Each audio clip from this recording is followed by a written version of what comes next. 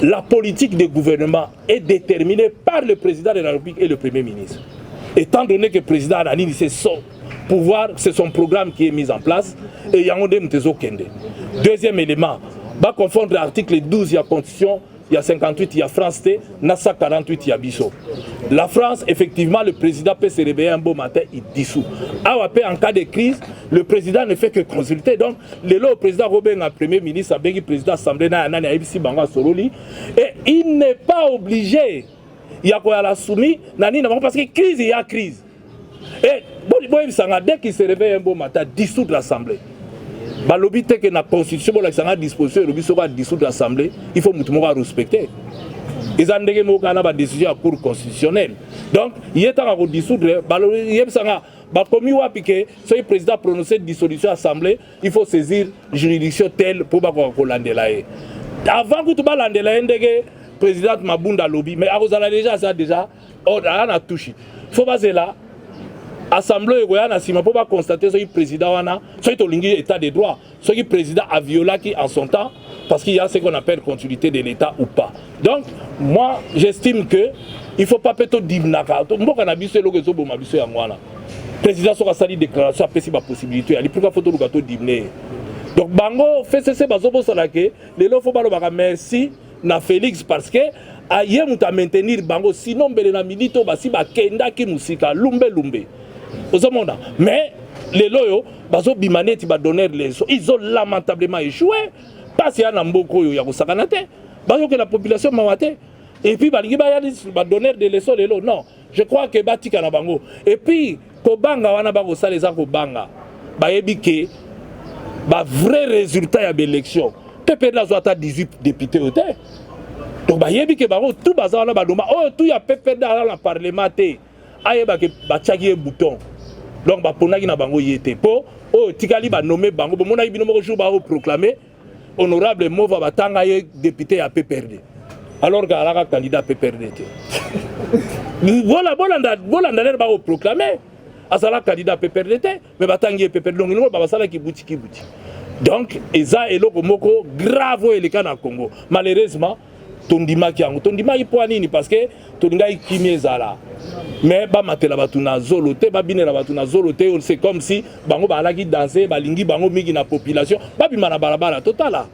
OK. Ba misusu balaka ba gouverneur na mboko yo baza incapable ya kozonga na ba fief na bango ba ke ndokota la population ba komi ba clando awa parce que gestion alaki mabe. Donc moi je crois que il est grand temps ba comprendre que mboko ndenge tozokende nango so to ligi Congo ba misusu ba kakami na bango ba fanda parce que crise ezali et puis il est grand temps Congo est à la gérer na batu o ba congolais ba kopona bango moko d'où ba dissoudre ce président a estimé donc les engagés na routine ce qui a estimé monique moyen gérer zaté puisque ça la majorité il est tout à fait logique à la majorité. Merci. Le potentiel. Merci. Ben, je crois que je ne suis pas le porte-parole aujourd'hui de la Mouka, mais puisque vous parlez d'une question d'actualité, je ne suis pas au courant de cette information en tant que membre de la Mouka et que pourquoi on demanderait à la France de pouvoir intervenir. Je ne suis pas au courant, je crois que, comme on dit, fake news. Donc je ne suis pas sûr de cette information-là, donc je ne crois pas que ce soit une vérité. Moi je pense qu'aujourd'hui nous sommes dans une situation où le peuple a faim. Le peuple a besoin de voir les choses avancer. Et que les élections aujourd'hui c'est derrière nous. Nous devons nous préparer pour les futures élections. Mais nous devons veiller aujourd'hui que la population puisse manger, avoir une couverture maladie, voir comment la population peut évoluer. Mais non, rentrer encore dans des tergiversations, dans des négociations, je ne sais pas. Je pense que par rapport à mon leader, ce n'est pas à l'ordre du jour. D'accord. Question. IDPS, Tokash, Baponaki, allié na bango, FCC. Et puis surtout, il y a FCC, nous avons Bomimboko, Toko s'allier na FCC. Voilà pourquoi tu as la bangote, tu as géré la bangote. Tu as une opposition, une opposition républicaine. Mais ça m'étonne. Moi, au Congo, tu as une habitude de Okatsake, tu as opposé à ennemi. Tu as camarades de Bélé, na PPRD et beaucoup que j'ai même formés et encadrés qui ont des postes de responsabilité. J'ai dit bravo, Bazaba Congolais. Je crois qu'il faut rompre l'habitude douana. Il y a Rosala Kemuto, Aza opposant, tous partager la même idée que tous les demi toko pesa na mbote tété.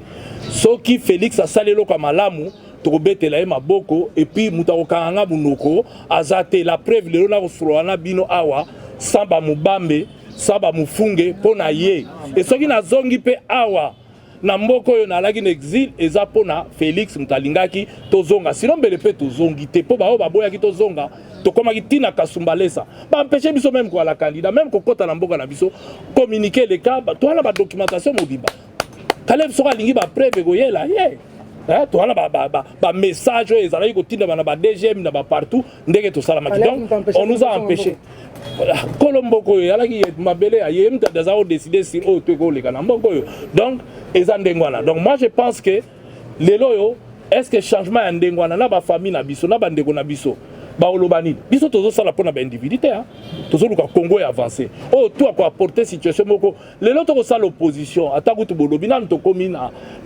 5 étoiles té mais tozo en opposition quand même to benga o ya 4 étoiles hein parce que to tambola sans lacrymogène siko mwa mbongo wana baza kosomba ba bombe lacrymogène na ba arme ba augmenter nango ata salaire ya ba médecin ya ba enseignant po mboke avancer parce que mboke za ko kende belé na ba soda na ba nini po na ba bombe lacrymogène lelo yo ekomi loba na yo tambola na yo salo yo lingi eloko te mais elo bon na osenga la bino population photo à la vigilance côté wana na expérience à pouvoir Joseph Kabila comme président de la République nanga na mupanzi na ye 2001 botala mutu na bino décision na ya liboso ezalaki ya kokanga ba prisonniers d'exception ezalaki ko exister à l'époque bakanga ba prisonniers na bandaka ba généraux na bandaka ba tutu bakanga yango deuxième a libéré la presse a libéré ba parti politique bo fonctionner mais vers la fin comme qui ba mubambe ba mufunge parce que to lembisa ki vigilance je pense qu'il faut peuple à continuer quoi la vigilance ce que loka malamu to beti maboko pona ko encourager ba konzi ba continuer o ya mabe pe to telemeli yango nga jour ba ko sala loka mabe na ko telema mais to ba gratuité et enseignement et ya mabe to ya malamu mututo alinga ki yango lelo augmentation bana na classe programme ezo ke de ben c'est vrai et là ma beza muyibe leki corruption na bakangi biso bato ba olia corruption te tozo yo kaka mais tozo mona na laki na kananga marche salamaki lendia babi mbongo bimaki pona programme à 100 jours ba moni yango te place kete bake ba laxinga place mo ba sala so forage eza 300 millions et 300 000 dollars et loka ba 40 000 dollars pona osala forage ma yango pe o ba futeli cher wana mai baye aussi ça est contrôler impur na consommation donc bon on weke wapi donc au monika ke tant que bato bando rendre ba compte te et biloko bando ala toujours mbutu bozo mona bino moko awa directeur à cabinet lobelo mususu deux ministres lobi mususu ni lio susu lobi mususu donc toza face à ba situation wana yali ke to senga na président akoka ko servir parce que ayaki po a venir changement il faut changer ça na mboka na biso pour mboka avancer Jean Mutombo papa ça Autour liboso Félix Tshisekedi alobi soki crise ezali ya kotisudre mais a intention na été dans un premier temps esali tole na mboka une partie ya population aza kosoutenir et azopousser président la crise totika na contexte ya baélément oyo ezoconstitue crise na lecture na yo lelo tokoloba qu'il y a crise dissolution eza opportun ou c'est pas opportun. Merci beaucoup. Oui. Répondre après répondre. Merci à une partie de la population. Moi, je peux même aller plus loin. L'ensemble de la population, même les militaires à IDPS, on a besoin de dissoudre en groupe. Majorité oyo ezali imposée.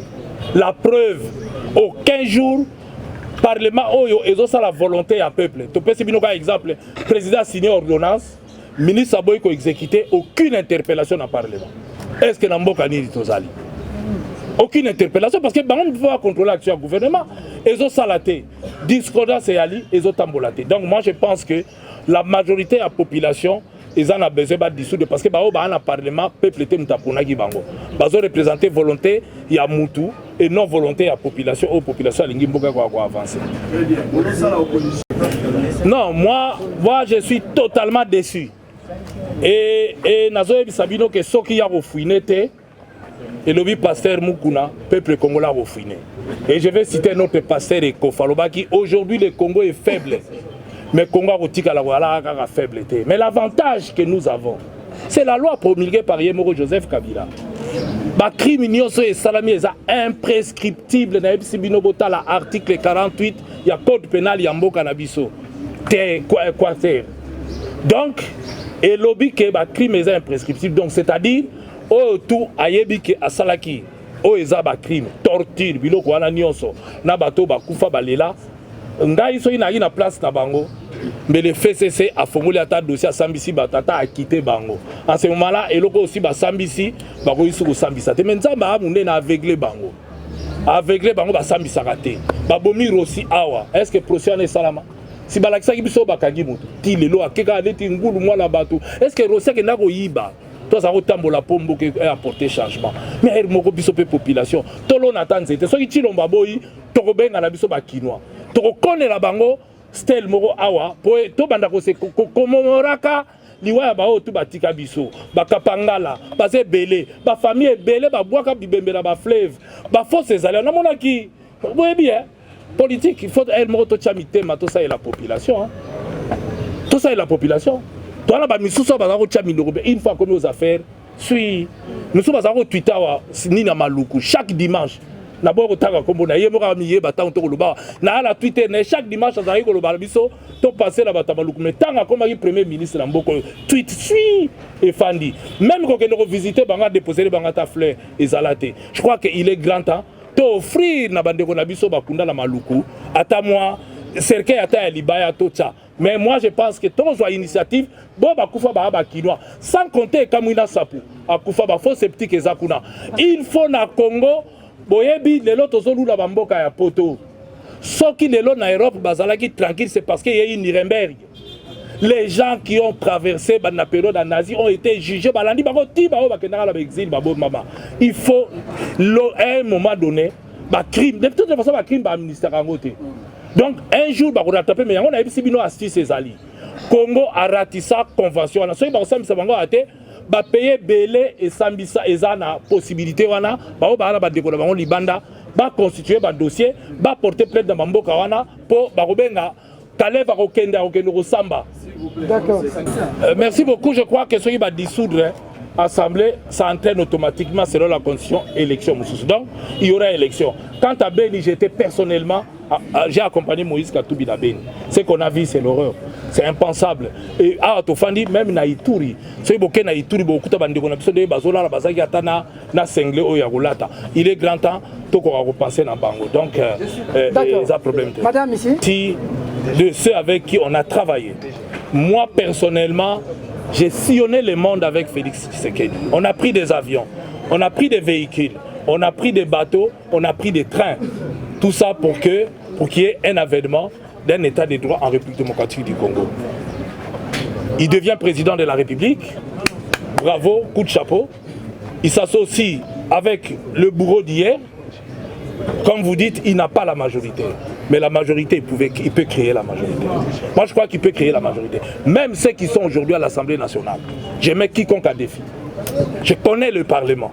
Je connais les 10 ans où j'étais dans cette maison. D'ici une année, la plupart qui sont au FCC là ne vont plus respecter. Si vous voyez que le FCC a eu peur qu'on puisse désigner un informateur, c'est qu'ils sont sûrs qu'ils n'ont pas la majorité. On n'a même pas besoin de dissoudre cette assemblée. On a besoin que Félix se mette debout un jour, dire ceux qui veulent venir avec moi qu'ils viennent. Ils en auront.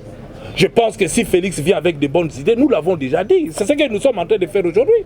Quand il a de bonnes idées, nous le soutenons parce que nous ne travaillons pas pour nous en tant qu'individus. Et puisqu'on parle du peuple, Félix doit écouter, puisqu'à Genève, il a écouté la voix de la population pour retirer sa signature. N'empêche, les alliances se font, ça peut se défaire. Mais s'il le fait aujourd'hui, il aura l'appui de la population. Le FCC sera incapable de bouger d'un seul iota. C'est à lui de savoir à quel moment il peut le faire. Mais moi, je crois que le moment est propice, à lui de savoir comment saisir. Mais c'est lui qui est le maître du temps. Il a peut-être des données que nous n'avons pas. Mais ce que nous constatons, c'est que si aujourd'hui il est tiré vers le bas, c'est parce que son allié n'est pas crédible, la population n'a pas confiance à son allié. Voilà pourquoi nous sommes dans cette situation. C'est à lui de faire un choix, nous on ne peut pas lui imposer. C'est à lui de faire un choix puisque lui il est le garant du bon fonctionnement des institutions. Mais la population a compris que le Parlement actuel ne va jamais lui faciliter la tâche, d'où cette demande de la population lui demandant de dissoudre. La décision lui revient. Pas à nous, nous ne pouvons pas lui imposer ça, mais nous sommes dans l'opposition. Nous accompagnerons toutes les bonnes actions que tout citoyen congolais, même vous, même quelqu'un d'autre qui va faire quelque chose de bien, nous allons l'applaudir. D'accord, Tatiana. Madame, les dames, je vais prendre les hommes d'abord. Merci beaucoup. Ngai te mnako appuyer. Batuninga question na ozong saka na mituna na bino arrête na classe na zong si mabe na ozo zéro. Hier à lobby ce que crise continue à vous dissoudre. Na répondre à Kazana droit. Mais na yo qui peut population biso fana na base. Na occupé population va vivre bateau na biso to chaka bango te ba mi nomela ki ba mi pesa majorité ba kende na bango to bande l'élection to pona batasika population mutaligi yango donc tous un problème moko te ce qui a dissoudre ya yede mutana na pouvoir na ya osala. Madame Bah écoutez, Chadari c'est quand même quelqu'un avec qui j'ai travaillé pendant des années. Je ne sais pas pourquoi un intellectuel comme lui a fait cette déclaration-là. C'est quand même regrettable. Je pense qu'il n'est pas trop tard s'il peut revenir dans la déclaration à Salaki, parce que ce qui est reproché à Albert Riouma, jusqu'aujourd'hui, il est présumé innocent selon Bango. Mais dans l'opinion, tout bayebi que 200 000 wana et les cas n'a passé simple. Parce que les cas n'a passé simple, sur le dossier et les cas n'a passé simple. Donc, le peuple a besoin de clair. Parce que toujours nous comment 200 millions de dollars et à tout militaire, des militaires. Bango balobi ba defa ki mbongo pas Dan Getler 200 millions pour Jekamine a besoin de mbongo. Mais si Jekamine a besoin de mbongo, pourquoi mbongo longo kuna ekemba la bonne trésor public un temps mbongo ebungi. Hein? C'est ça ce que les gens se demandent. Mbongo longo pas Dan. Muto pe a condamné recherché pour la corruption et na Jekamine. Oh, Jekamine a 5 ans defa pour aller na besoin de mbongo.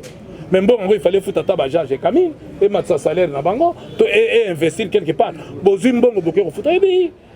Ce que tali dossier au Bloomberg, Jean c'est belé, dénoncer na gestion ya Yuma na Jekamine.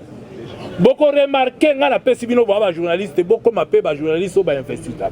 Beaucoup rappel au ba presse monsieur zo condamné. Chaque fois Jekamine azalaki kozwa o natanga Lumumba ya BCFI Bank.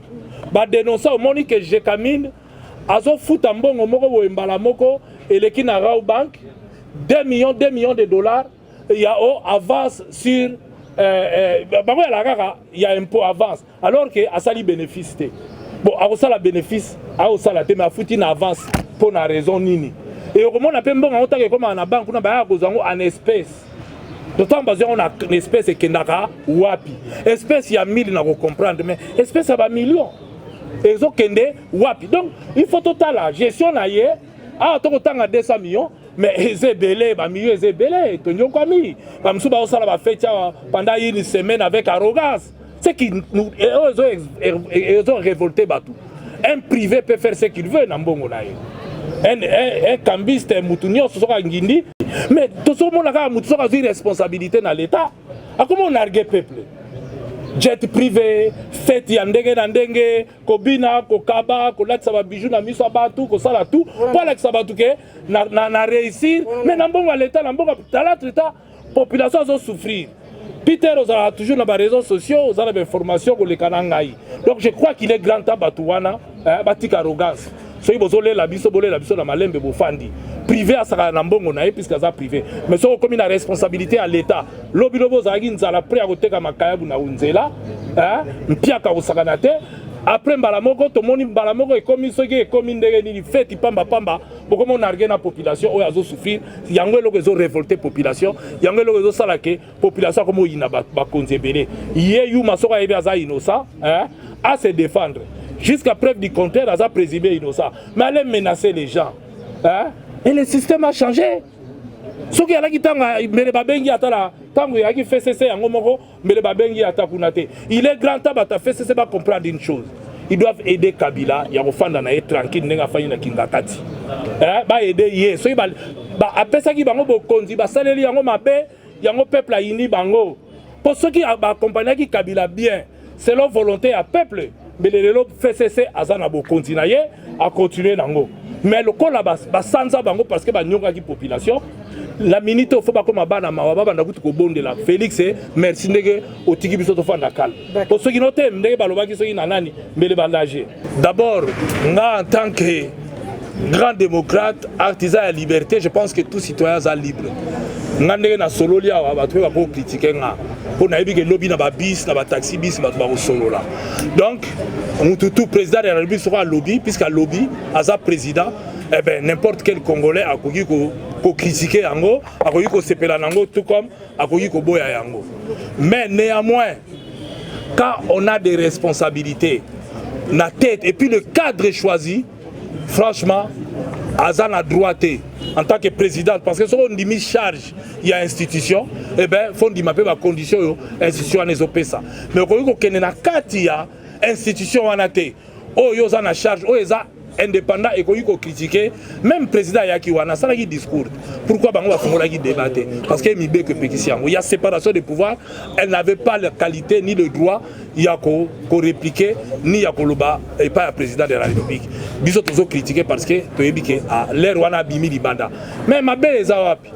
Ma belle est ali kakao na monaka, banda makambo e banda, FCC na cash. Musala bangoka ba menace naka mbala sima soki bomeki bokomona mais mbala sima pe soko ye elobi kaka mbala sima soki bomeki bokomona soki la compter ba mbala sima ngo et c'est comme belé il est grand tabatika ko distraire biso soki basi ba balanaki bakosa ka biso toza en conflit alors que bazala bango bien ba fana bien mais peuple a nzala peuple a besoin de résoudre le problème na pas ya bango puisque bango soki basi ba trouver compte na bango ba trouver je crois que na minute oyo est important, ils allaient action au baroui sala. Mais le reste, ils merci. C'est comme je vous ai dit tout à l'heure. Je crois que si vous lisez mon livre, vous allez constater. Nous sommes dans un pays où il y a certains comportements qu'on ne peut pas admettre. Je crois que dans mon livre, je suis en train de critiquer le comportement du directeur du cabinet du chef de l'État à l'époque, Loumanou, qui a écrit, interdit au premier ministre de l'époque, Mouzito, de pouvoir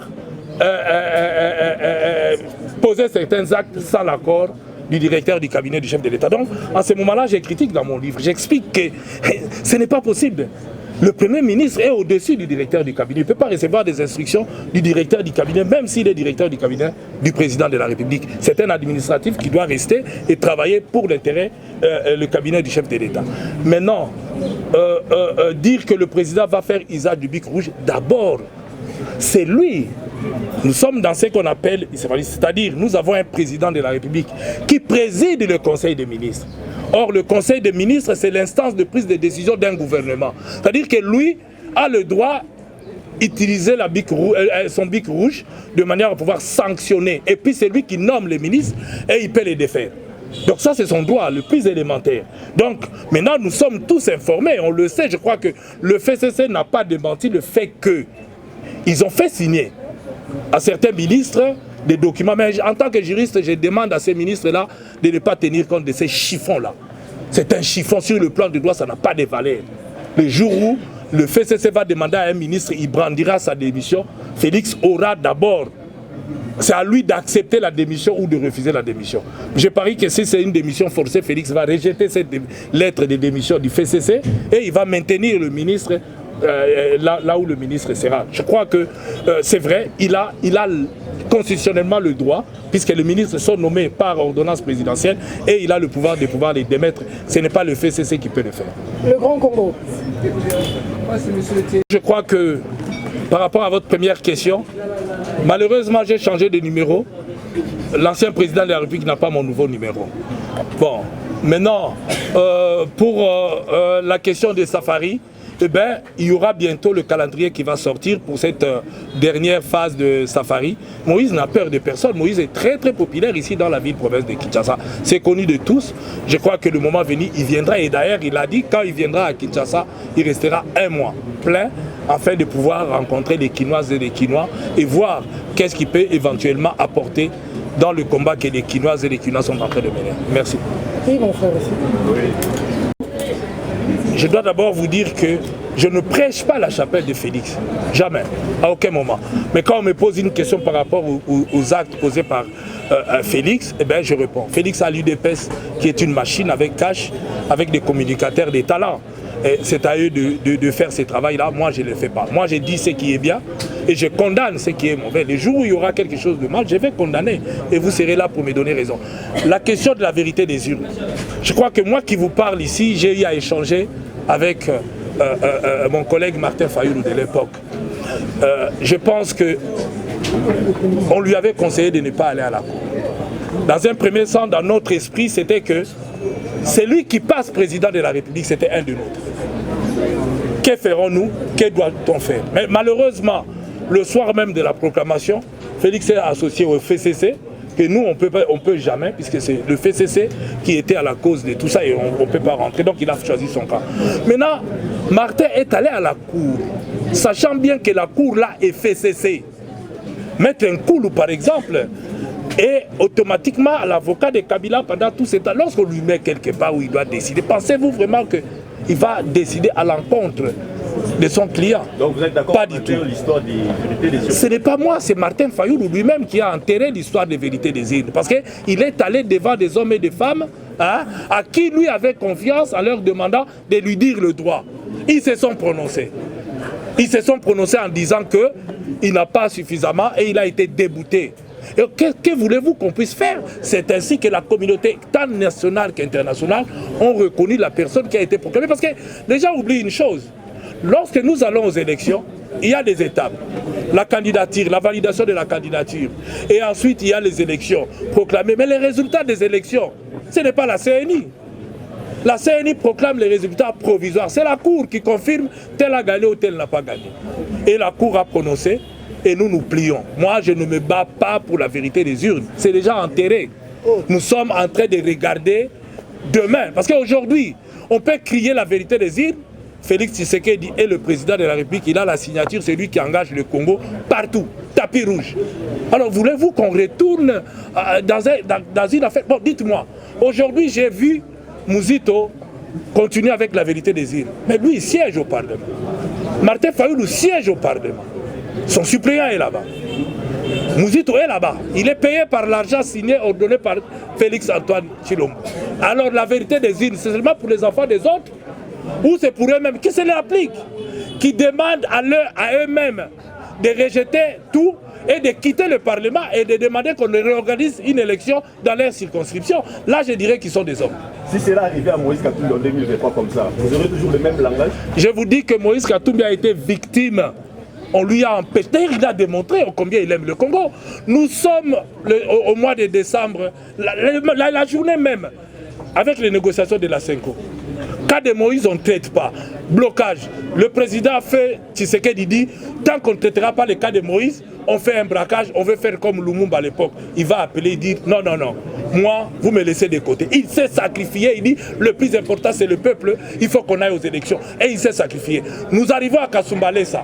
On lui interdit d'entrer. Mais il n'y a pas 32 Congolais. Citez-moi un seul ou deux Congolais qui a accepté de s'effacer pour les autres dans ces pays. Il est le premier à le faire. En 2006, Jean-Pierre Bemba, malgré qu'il était empêché, il n'a même pas appelé qu'on vote pour Etienne Tshisekedi. En 2011, vous étiez là. Malgré que lui était empêché. Mais voilà Moïse Katumbi empêché. Il met non seulement sa parole, toute son équipe et ses moyens. L'argent, j'en connais quelque chose. Il a mis pour soutenir Martin Fayoulou afin d'aller aux élections. Qui l'a fait? En 2006, l'opposition n'avait pas fait. Quand le Congolais, c'est lui ou rien. Quand ce n'est pas lui, il n'accepte pas. Vous devez me soutenir, pas de l'autre côté. Vous vous rappelez en 2006, l'UDPS a refusé même de soutenir Jean-Pierre Bemba. Ils ont refusé même de participer aux élections, tout simplement parce qu'ils n'étaient pas contents. Donc moi je crois que Moïse a innové. Moïse a démontré à la face du monde qu'il peut s'effacer en faveur des Congolais et pour l'intérêt des Congolais. Il est désintéressé. Parce qu'en 2000, ici, là, ces élections ici, on lui a empêché. Il a une base solide. Il aurait pu appeler aux révoltes. Il aurait pu demander, comme disait Chadari, mettre le pays à feu à ça. Non. Il dit le plus important, ce n'est pas ma personne. Je vais soutenir les candidats que l'opposition prendra comme candidat unique de l'opposition. Il l'a fait sans embâche, sans hésiter et en mettant les moyens. Je pense que dans l'opposition, il est, si je ne dis pas le seul, la personne qui a mis beaucoup plus de moyens et de l'énergie pour que pour soutenir le candidat de l'opposition. Donc, ça n'a rien à voir, ce n'est pas parce que c'est aujourd'hui Fayoulou, c'est de mettre truc, non. C'est parce que c'est la logique même. Nous devons évoluer en République démocratique du Congo, savoir comment nous devons nous comporter. Nous allons chuter. RTGA, Jean-Pierre Kaembe. 2-3 dernières questions. De Bruxelles. Vous voyez là-bas, on dit qu'on va continuer avec le combat des urnes. Non, la vérité des urnes, non. C'est ça qui lie. On n'a rien dit de ça. Je vous oppose le document. Que ce soit de Lubumbashi. On n'a jamais dit que nous allons nous battre. Non. Nous voulons que les choses puissent être claires. La vérité des urnes, Martin Fayoulou l'a enterré lui-même en allant à la cour.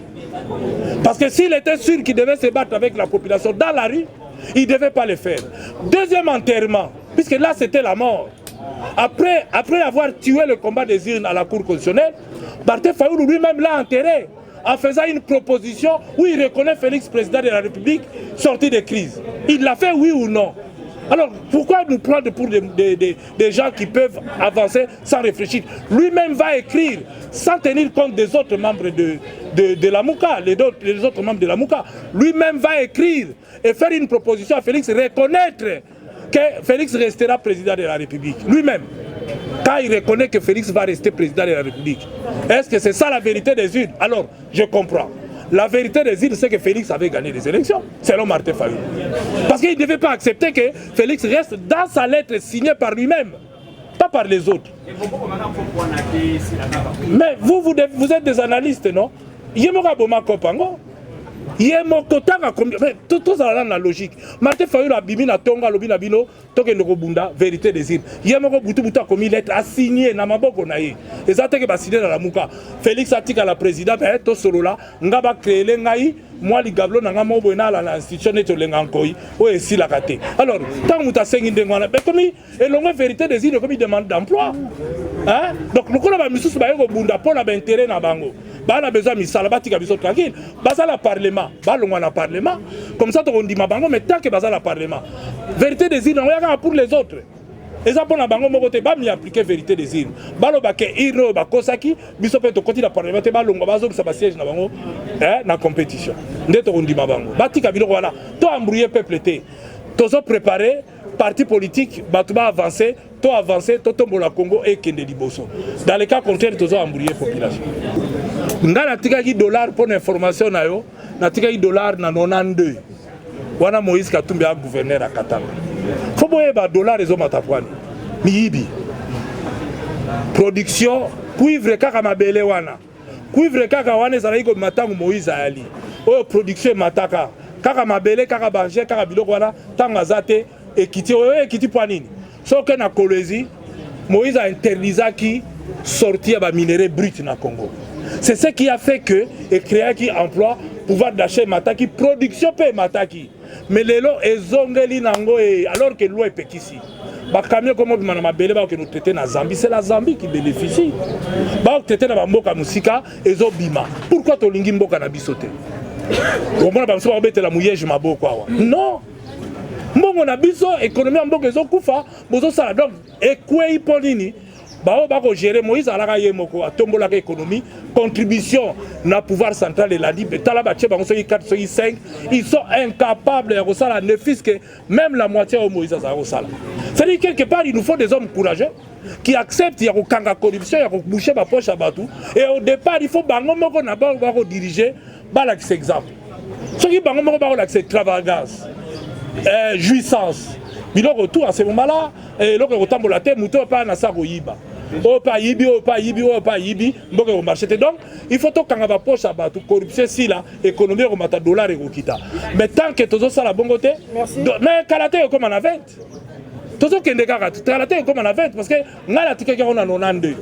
Boyebi fait ça ça la qui meeting mo na stade na au ben. Peuple a senga geni dollar kita ngala na ndaka nyonso.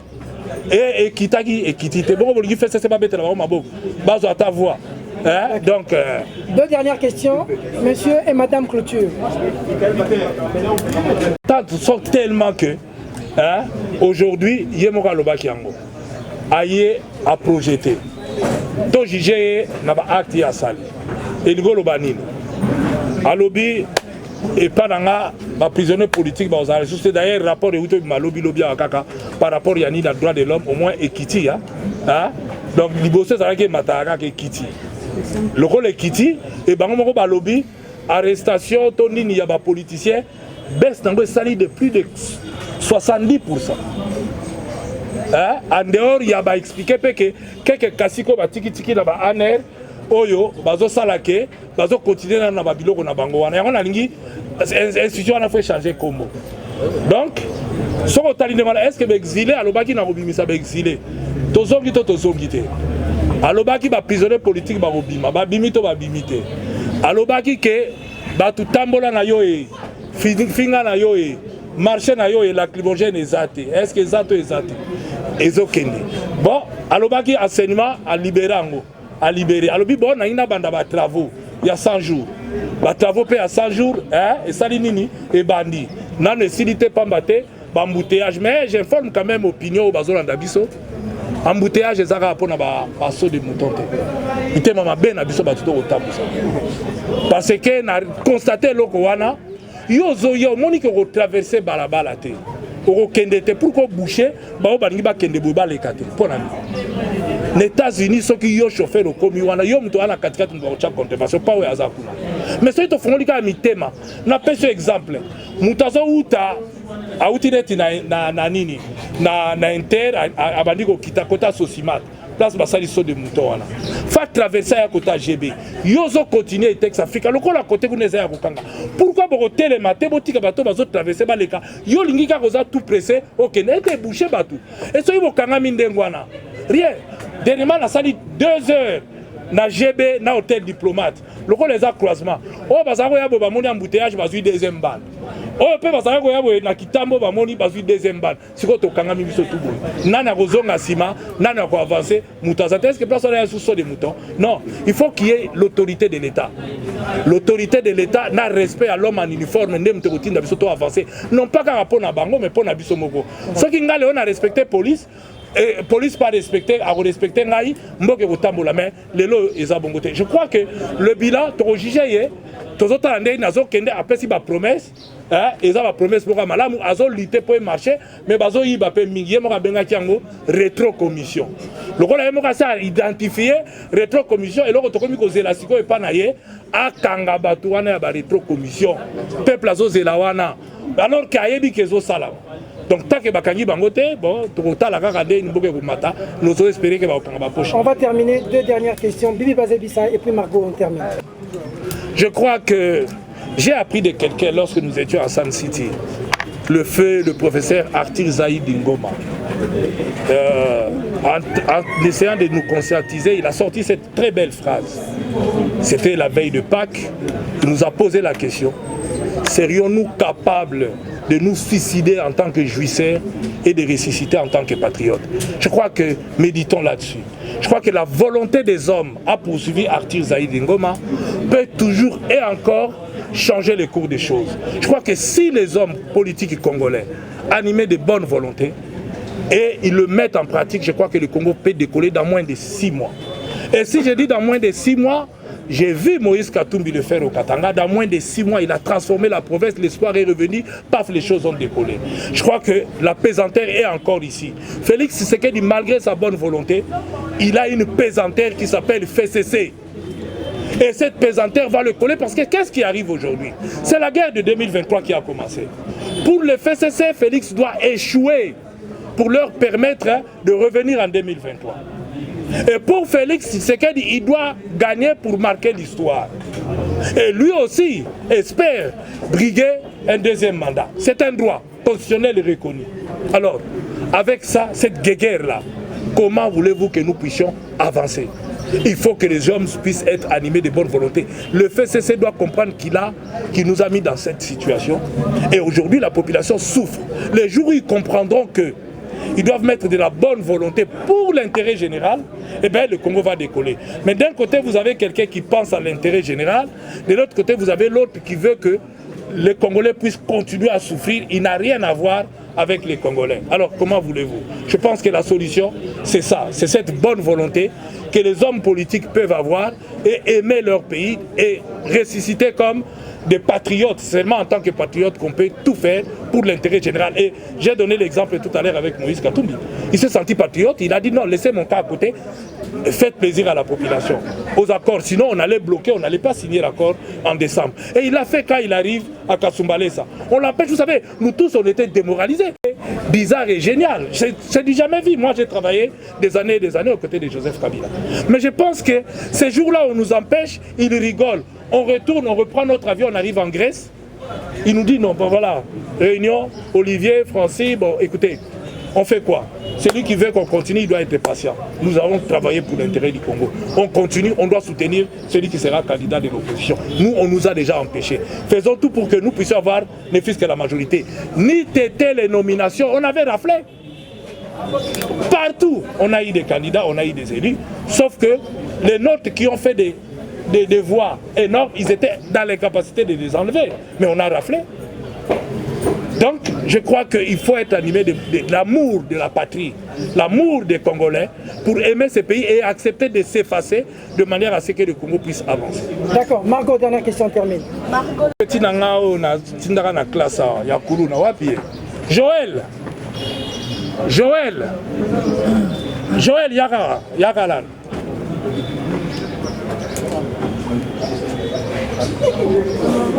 Parce que question est yaka mingi hein bomoni mwana mobali oyo botuna bandal mumba suka na nkuluna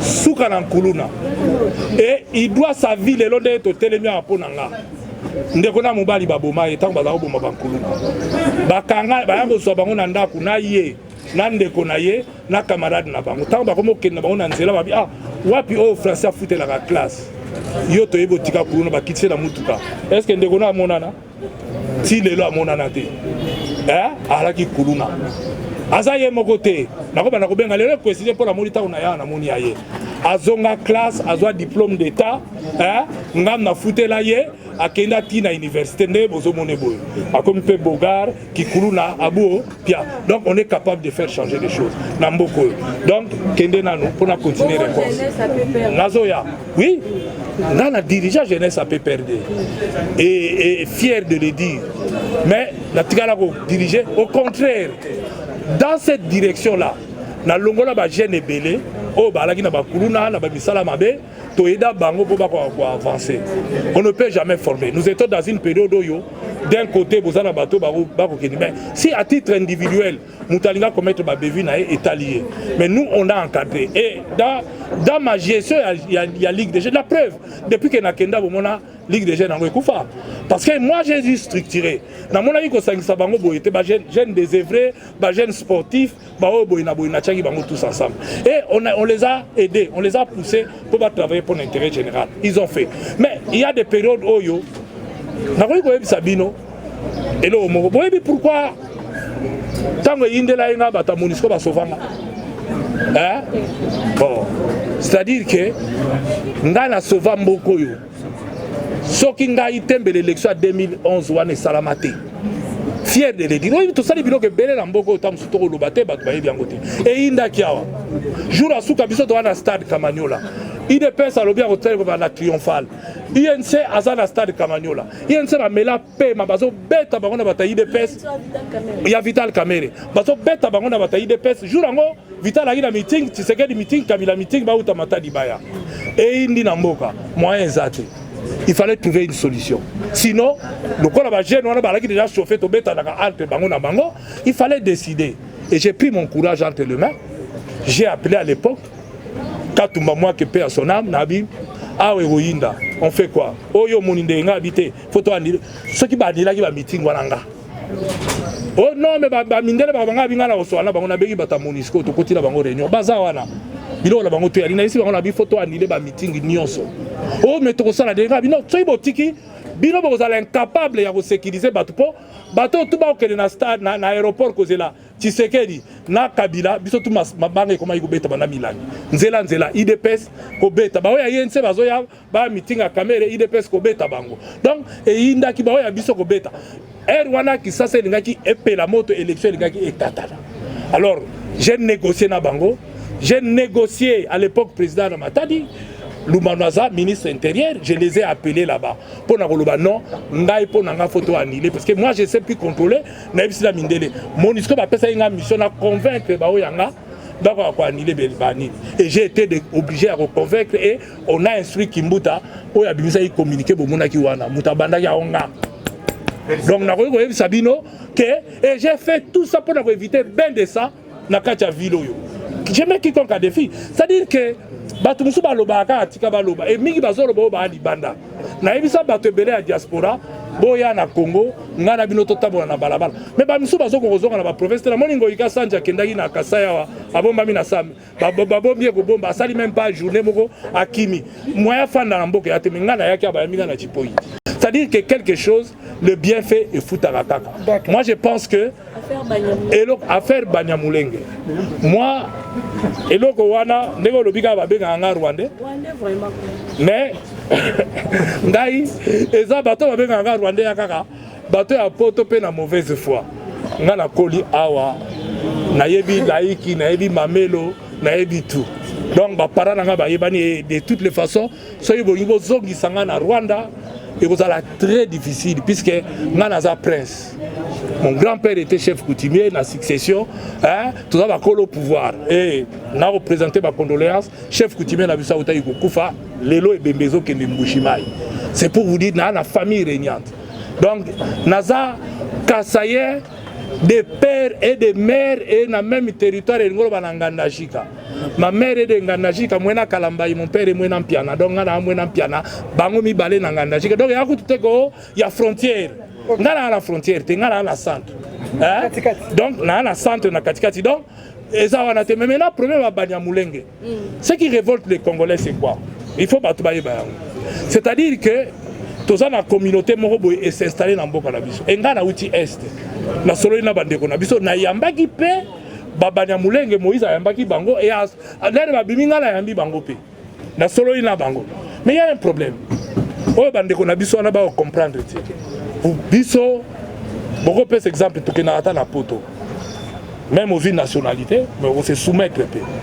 Bango balingi ba konza batu selon l'explication bazo pesa ba pesa bango mabele ezalaka bango na bango bango ba la ba chef coutumier bango ba la biloko na alors que ba autochtone bazawana bazo mona ngo communauté ba roboto bango mabele na bango bako iko cohabiter mutango pekisa bango ba cohabiter te to fanda awa na bandeko na biso ya batutia moi la plupart de mes amis que je regrette d'ailleurs les belé ba batuti ba deo ba bazipa kateganda to tangana bango to lala donc ba belé ba kufa ba musu bazali donc je crois que to vivre biso tout Congo eza munene to ko za Rwanda mo ba bango so 4 millions to ko ti bango apé espace ko za mais le problème c'est que tango so solo ana bango ba la revendication moko oyo et aux alale musu bienté tantôt ya koloba ke biso to za représenter mais je l'ai opposé Rouberwa Aza vice-ministre, Aza na gouvernement, Aza ministre, Bozana Nani, Niaouga Aza na parlement, ba généraux n'en parlons pas tant Boleki, Bayanzi, Boleki Bayanzi na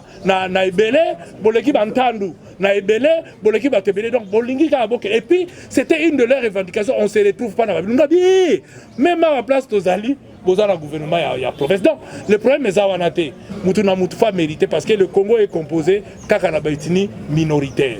Donc, bango le roi va Congo comme Mboka na bango, balingo fan na biso, il faut ba fan na biso na ba norme to zalande moko. Ce qui moko na bango a gagné et que ba nommé Roubert, nous disons bravo parce que nous avons besoin des intellectuels parce que biso pe na bande ko na biso miso ba na ba poto. Ce qui to boyi, lelo to zala mwana Kibasa Maliba. A au sal honneur, il y a ba Congolais na Belgique, elle est ministre, elle a été élue. Donc tout ça na ba te belé, oh ba Congolais ba comment est-ce que soyi bolobi na ka Belgique Babenga na été. Oya kosala makasi a vu mandat na ba nommé par rapport à qualité na a kofana na Congo paisiblement. Toza ba xénophobe te, Congo eza munene et que mututu oya poni Congo comme mboka na a ko vivre paisiblement mais eloko ba ko boya ndeko konza batu. Merci. Pour laksa batu ke bino bozarien ezande bango et voilà bo bengana mabele boko akozwa et ça et le moko ça passe et il faut tout là dans moi vigilance mo boy totala ndé mboke ko yiko tabola parce que ce qui est vrai c'est que le Congo est convoité. J'ai dit aux Congolais et le pasteur est confort. Les autres c'est que la Congo est amunene. Soudan n'existe pas. Le Grand Soudan n'existe pas. Et pour ba dictateur va bosser la tête que El Béchir, les lois à la prison. Parce qu'à Kanisaki a défié le monde entier, mais à quoi défier le peuple n'a été. Et Botchala Moutou n'a aucun dictateur n'a régné en perpétuité. Bakenda Kaka. Mais Mingi Pé a rendu un mabe. Tous à l'espoir, tous les bandits, tous les marché, ne tous les Tongambo Kanabiso, mais Babylone Moussousou. Moutou a route appelé Libanda, a eu apporter les bisopes un plus, et ça dit que Mboke Téléma. Donc autant Mboke Goyko marché, autant Bisomo Togo Sambo Kanabiso, parce que les lois sont comme le Bakaka, Barwande, Mambo Kanabiso, ça avait la faiblesse. Parce que le gouverneur, il y a Kassa et Alagi Rwandais. Gouverneur a bandoudo à la guerre rwandais, gouverneur a donc, Rwandais va tirer la tête, même ceux qui ont vu en déconnaissance, on a moulé que Baraba gouverneur, mais tout gérer la province à Mondegeni. Tout gérer à Mondegeni. Panzi la province de Kisobazoba, pour la Moutumoko Kaka. Mais les lots, ceux qui n'ont pas il faut tout l'ingamboka na biso, tout téléma, tout à l'année. Merci beaucoup, honorable. Merci beaucoup à la presse pour cet échange. Je crois qu'on a largement touché à presque toutes les questions importantes du pays. Mais honorable, en une minute, juste en une minute pour finir, il y a un Congolais qui est en prison, que moi je ne sais pas oublier. Il s'appelle Mike Moukebaï. Qu'est-ce que vous me dites? Mais vous savez, c'est ce que nous continuerons à condamner. La justice ne doit pas être instrumentalisée. C'est comme votre mot de la fin. La justice ne doit pas être instrumentalisée. Certes, en tant qu'avocat, j'ai ce droit de réserve de ne pas critiquer les actions de la justice, mais c'est que je peux simplement dire que la détention reste et restera une exception. Parce que nous avons vu des dossiers de beaucoup d'argent, par millions ici, où on a ouvert des dossiers, les gens ont été entendus. Albert Youma a été entendu, mais il est libre. Donc est-ce que Mike Moukebaï ne mérite pas d'être libre, de comparaître un homme libre, et le jour où il sera condamné, coulé en force des choses jugées, si on le trouve qu'il est coupable, il fera la prison. Donc je crois que la détention est à une exception. Nous pouvons commencer à le mettre en application à la République démocratique du Congo. Pourquoi? Parce que sa fuite n'est pas à craindre. La fuite de Mike Moukebaï n'est pas à craindre. C'est un élu, il a une adresse connue, il a un travail connu, payé par la République. Je pense que la meilleure façon de faire, de respecter notre justice, c'est aussi de respecter ces principes sacro-saints, à savoir la présomption d'innocence. Or ici, nous privilégions la présomption de culpabilité, ce qui est inadmissible, ce qui n'est pas bien. Je pense que ceux-là qui l'appliquent aujourd'hui, demain, on pourra le leur appliquer. Vous savez, moi j'ai eu la chance, avec ce métier d'avocat, de fréquenter beaucoup de détenus.